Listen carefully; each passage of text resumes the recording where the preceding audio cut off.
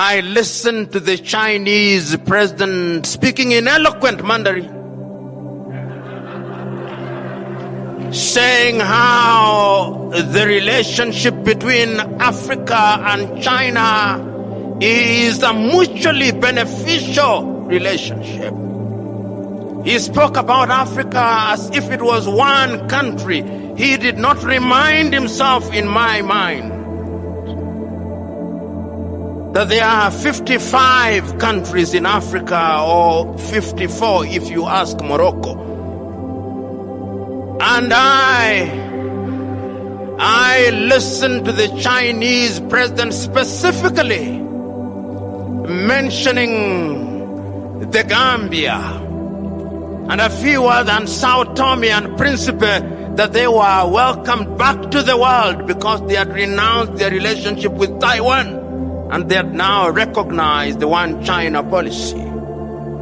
Do I say this because there is anything wrong with China? No. I'm saying this because the Chinese are providing leadership for their people. They know exactly what they want for their people, and they are doing exactly what they want for their people for the benefit of their people. The question that I'm posing to us, do we know what we want for our people? Are we doing what we need for our people? And the answer is, I doubt. Why do I doubt? I doubt because at the end of the entire enterprise, the Chinese president said that he had given, or his government had given, 60 billion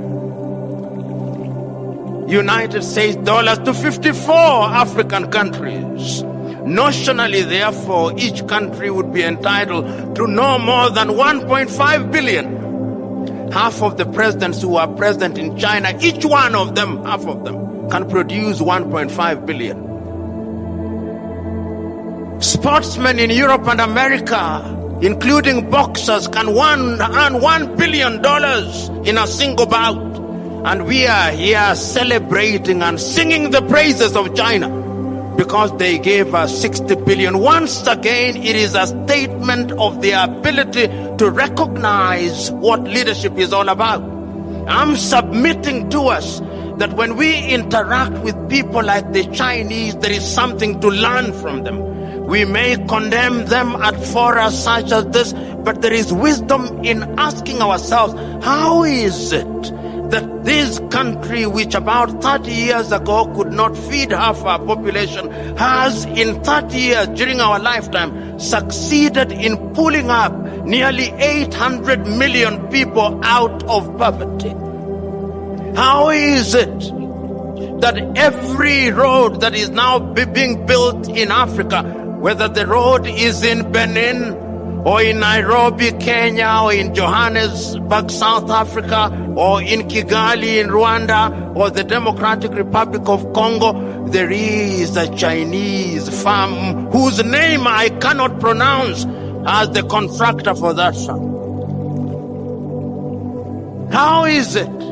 How is it that China, which about 30 years ago did not produce a mobile phone, today out of every 10 mobile phone, we are using 6 which are from China? If it is not Techno, it is some other phone. If we are not inviting Jack Ma, we are inviting another Chinese, because we have seen that they have the ability to organize their affairs.